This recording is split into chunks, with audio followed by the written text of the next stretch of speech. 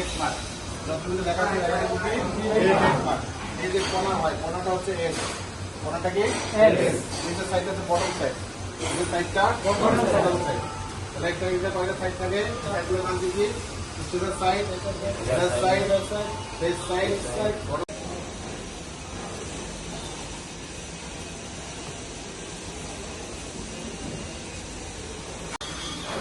দেখা যায়